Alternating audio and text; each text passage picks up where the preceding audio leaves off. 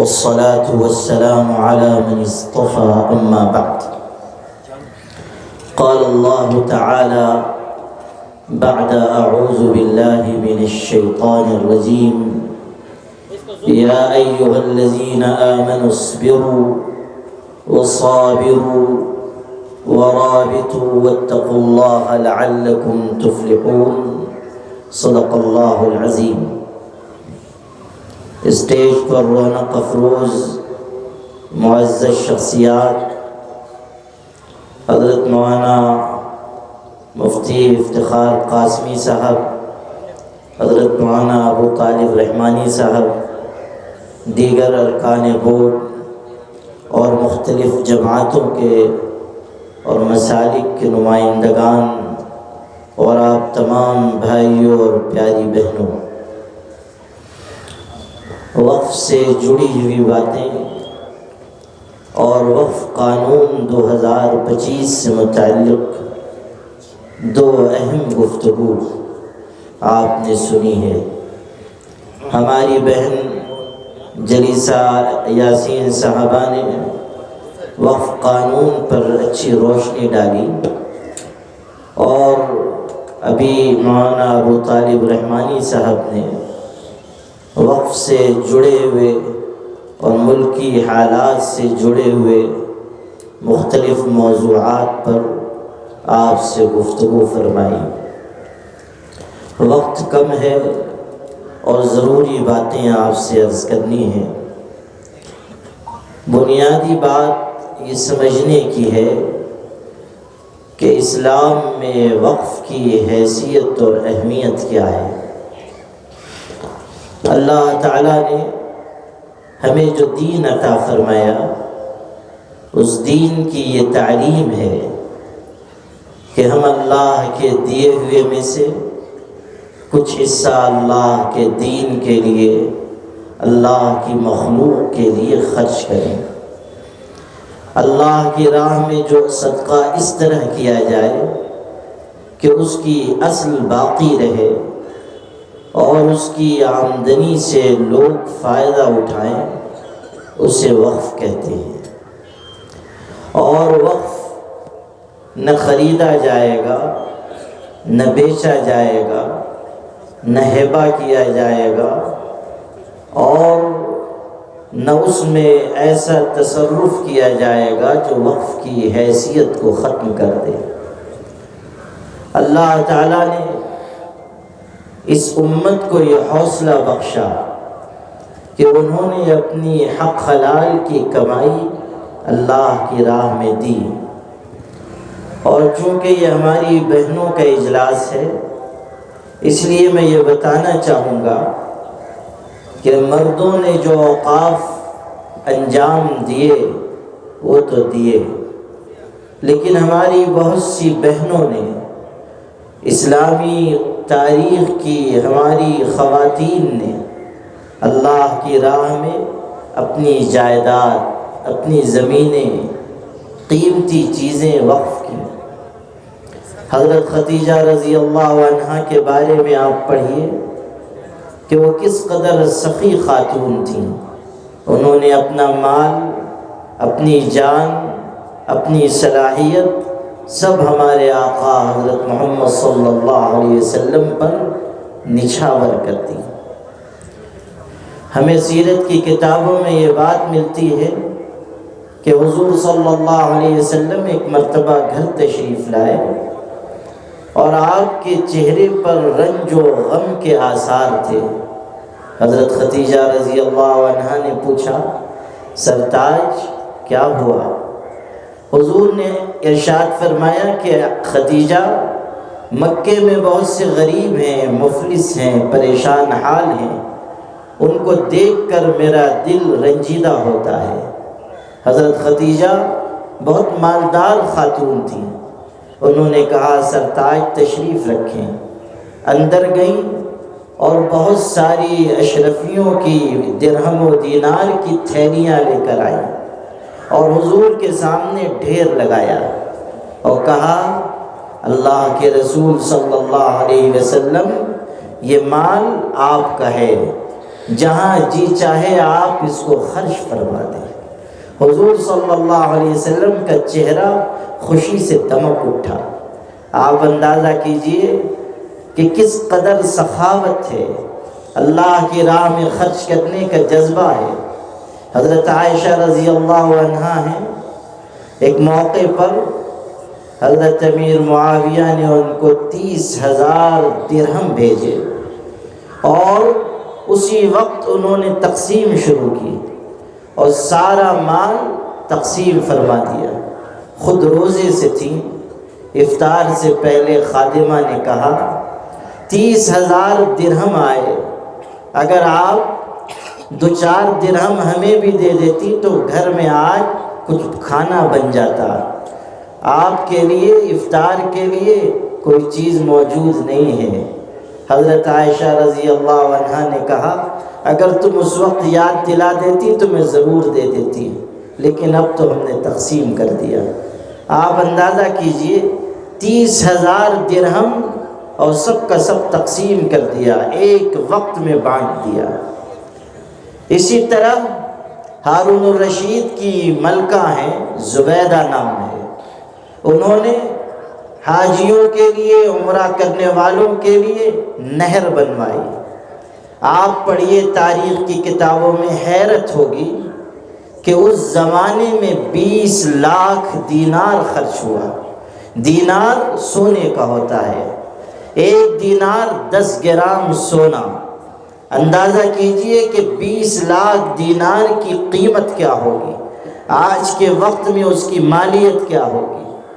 برسوں لگے، ہزاروں مزدوروں نے کام کیا، اور یہ کوئی بیت المال سے انہوں نے نہیں دیا تھا، ان کو وراثت میں مال ملا تھا۔ ان کے والد بہت امیر کبیر تھے، وراثت کے مال میں سے، اپنے ذاتی مال میں سے انہوں نے نہر تعمیر کرائی۔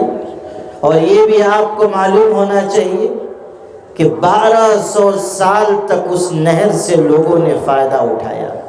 1200 سال تک وہ نہر قائم رہی، 1950 تک وہ نہر جاری رہی۔ اندازہ کیجئے کہ خاتون کے خلوص کی اللہ نے کس طرح حفاظت کی۔ اب سنیے، 20 لاکھ دینار خرچ ہوا۔ جب حساب لایا گیا، بڑے بڑے دفتروں میں لکھا ہوا، دریائے دجلہ کے کنارے ان کا محل تھا، حساب پیش ہوا، وہ سارے دفتر انہوں نے دریا میں ڈال دیے، اور جن لوگوں کو ذمہ داری دی تھی خرچ کرنے کی، ان سے ایک جملہ کہا، اور کیسا قیمتی جملہ فرمایا، ترکنا الحساب لیوم الحساب، ہم نے حساب کو حساب والے دن کے لیے چھوڑ دیا۔ ہمارا مقصد اللہ کو راضی کرنا ہے۔ 20 لاکھ دینار اس خاتون نے خرچ کر کے ایک وقف قائم کیا جو 1200 سال تک قائم رہا۔ آج بھی اس کے بچے کچھ آثار قائم ہیں۔ یہ اسلامی تاریخ کی چند جھلکیاں آپ کو بتا رہا ہوں۔ وقف ہمارا قیمتی سرمایہ ہے، اور یہ خالص مذہبی چیز ہے۔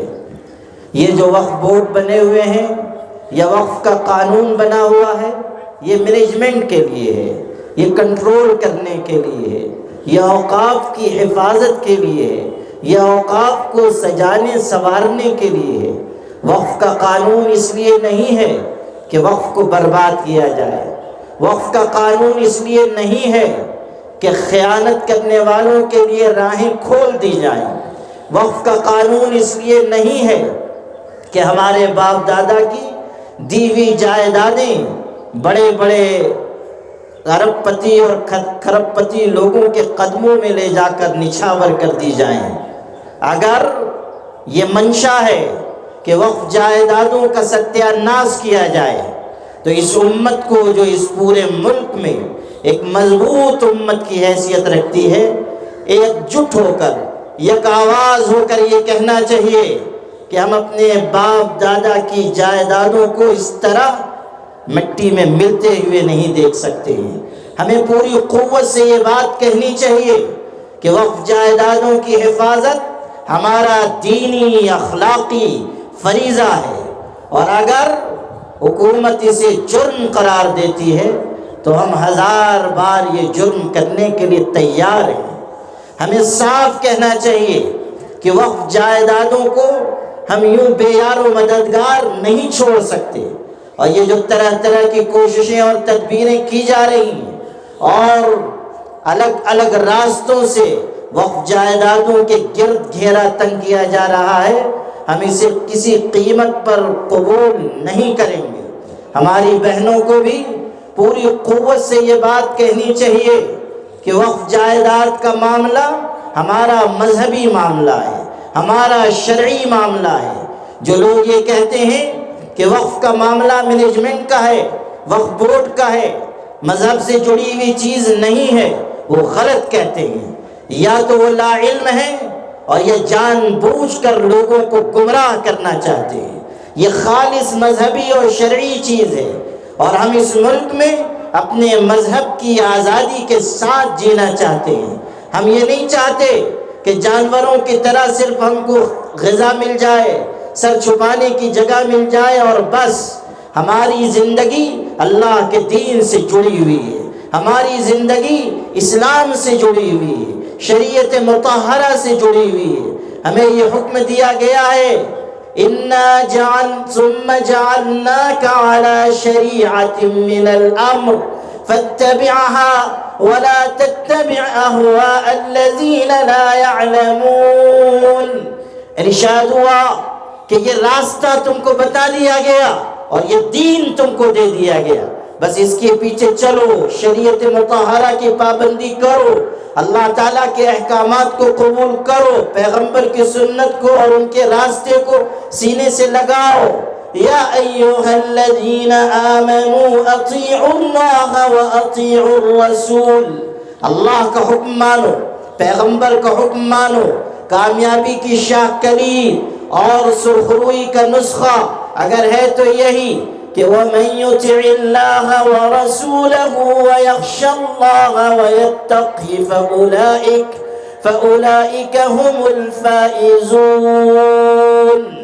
جو اللہ کا حکم مانے گا اور جو پیغمبر کے راستے پر چلے گا اور جو اللہ سے ڈرے گا اور جو زندگی میں احتیاط برتے گا، یہ نہیں کہ مال کے پیچھے جا رہا ہے، شہرت کے پیچھے جا رہا ہے، آسائشوں کے پیچھے جا رہا ہے، لذتوں اور شہوتوں کے پیچھے جا رہا ہے، بے حیائی کے کاموں کے پیچھے جا رہا ہے، نہیں۔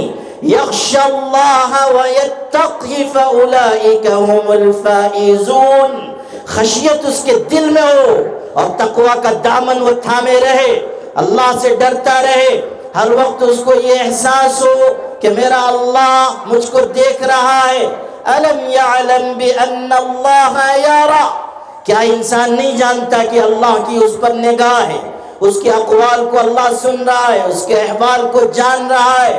اور یہیں سے میں اپنی بہنوں کو یہ بات کہنا چاہتا ہوں، یہ آل انڈیا مسلم پرسنل لا بورڈ کا اجلاس ہے، اور بورڈ تحفظ شریعت کے لیے بھی ہے اور اصلاح امت کے لیے بھی ہے، اصلاح معاشرہ بھی بورڈ کا ایک بہت اہم شعبہ ہے، اور اس کے ذریعے مردوں کو عورتوں کو پیغام دیا جاتا ہے کہ وہ اللہ کے دین پر رضاکارانہ طریقے پر عمل کریں۔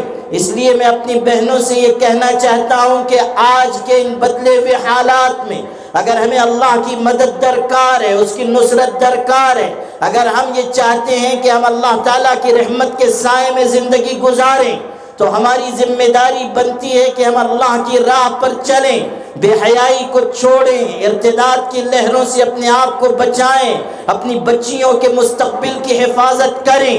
اپنی چھاتی کا دودھ اگر آپ اپنی بچیوں کو پلا رہی ہیں تو اس کے ساتھ ایمان و یقین اور توحید بھی ان کی گھٹی میں ڈالیے، اور ان کو یہ سبق سکھائیے کہ ہمارا جینا بھی اللہ کے دین پر اور ہمارا مرنا بھی اللہ کے دین پر۔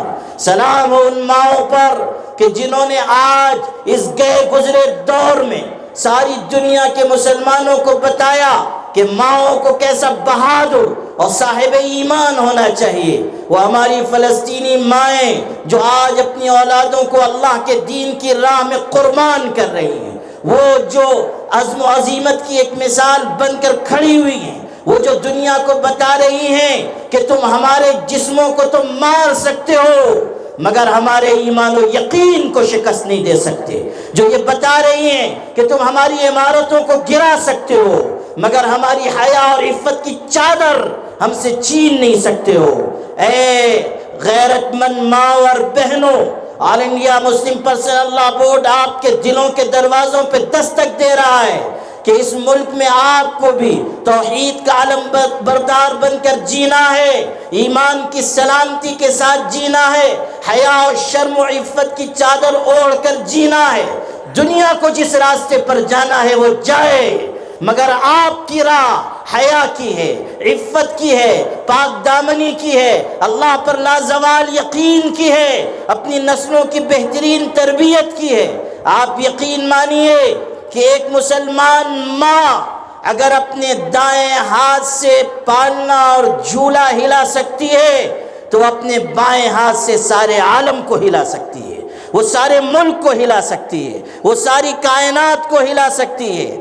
اگر آپ اپنے اندر ایمانی حرارت، ایمانی غیرت، یقین کی قوت پیدا کریں تو آپ کے لیے اس ملک میں مستقبل روشن ہے، آپ کی نسلوں کے لیے راہیں کھلی ہوئی ہیں۔ آل انڈیا مسلم پرسنل لا بورڈ کے خادم کی حیثیت سے میں آپ سے یہ گزارش کرتا ہوں کہ اللہ کے لیے اپنے اندر تقوی پیدا کریں، ڈر پیدا کریں، خوف خدا کے ساتھ جئیں، راتوں کی تنہائیوں میں اٹھیں، اللہ تعالیٰ کو یاد کریں، اپنے دل کی دنیا کو اللہ کے ذکر سے آباد کریں، اور ہمیشہ یاد رکھیں کہ اگر آپ غفلت اور معصیت میں پڑ گئیں تو پھر کوئی قوت آپ کو اس ملک میں عزت نہیں دلا سکتی، کوئی قوت آپ کو سربلندی اور سرخروئی نہیں دلا سکتی۔ لاکھ جلسے کر لیے جائیں، نعرے لگا دیے جائیں، جذباتی باتیں کر لی جائیں، ولولہ انگیز تقریریں ہو جائیں اور بہترین کتابیں لکھ دی جائیں، بہترین مضامین اخبار میں چھپ جائیں، لیکن ہماری تقدیر اسی وقت سنورے گی جب ہمارا تعلق اللہ سے مضبوط ہوگا، ہمارا تعلق حضرت محمد صلی اللہ علیہ وسلم سے مضبوط ہوگا۔ تیری معراج کہ تو لوح و قلم تک پہنچا، میری معراج کہ میں تیرے قدم تک پہنچا، اس یقین کے ساتھ ہمیں زندگی گزارنی ہوگی۔ میری پیاری بہنوں، اس وقت جو وقف کا معاملہ ہمارے سامنے ہے اور جس موضوع پر آپ کو بلایا گیا ہے اس کی تفصیلات آپ کے سامنے عرض کی جا چکی ہیں، میں نہیں چاہتا کہ ان باتوں کو پھر سے دہراؤں۔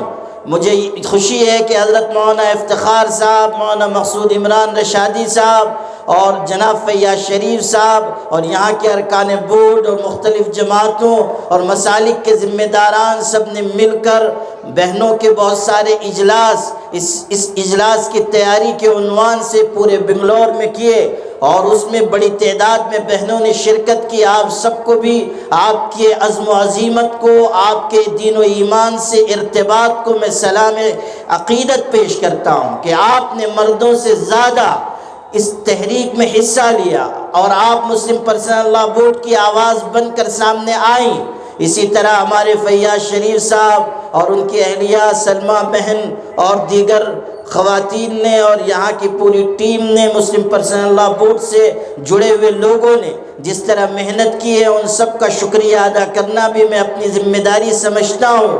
اور اسی کے ساتھ ساتھ یہ پیغام دینا چاہتا ہوں کہ یہ تحریک ابھی چل رہی ہے اور اس میں اور مضبوطی لانی ہے اور اس کو اور تقویت پہنچانی ہے۔ ابھی ہمیں تھک کر بیٹھنا نہیں ہے، ابھی ہمیں مضبوطی کے ساتھ آگے بڑھنا ہے اور اس یقین کے ساتھ آگے بڑھنا ہے کہ انشاءاللہ اللہ کی مدد شامل حال ہوگی اور ہم اس ملک میں وقف بچانے کی اس مہم میں اللہ تعالیٰ کی توفیق اور اس کی مدد سے کامیاب ہوں گے انشاءاللہ الرحمن۔ میں آپ سب حضرات کا شکر گزار ہوں، بہنوں کا بھی شکر گزار ہوں اور آپ سے یہ وعدہ لینا چاہتا ہوں کہ آپ سب بہنیں آنے والے دنوں میں بھی مسلم پرسنل لا بورڈ کی تحریک پر اور وقف کی اس مہم میں برابر حصہ لیتی رہیں گی انشاءاللہ۔ آپ سب بہنیں اس کا ارادہ کرتی ہیں انشاءاللہ۔ اللہ تعالیٰ آپ سب کو اجر عظیم عطا فرمائے۔ چونکہ وقت کی تنگی ہے اور اجلاس کے لیے جو وقت مقرر کیا گیا تھا وہ پورا ہو رہا ہے، اس لیے میں نہیں چاہتا کہ کہ مزید کچھ گفتگو کروں، میں سمجھتا ہوں کہ اتنی گفتگو بھی کافی ہوگی اور اجلاس سے آپ ایک اہم پیغام لے کر انشاءاللہ جائیں گی۔ البتہ یہ گزارش ضرور کرتا ہوں کہ اس پیغام کو آپ دور تک پہنچائیں، ساری بہنوں کو آپ اس سے آگاہ کریں، اور All India Muslim Personal Law Board کی جانب سے جو حکم آپ تک پہنچے اس کی تعمیل میں آپ سرگرم ہو جائیں۔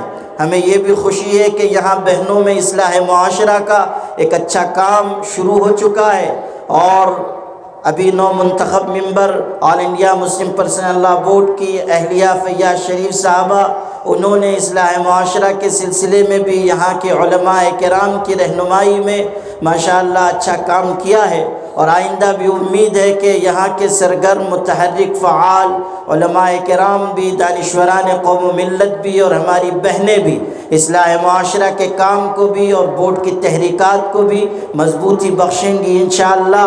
اللہ تعالی ہم سب کا حامی و ناصر ہو۔ وآخر دعوانا ان الحمد للہ رب العالمین۔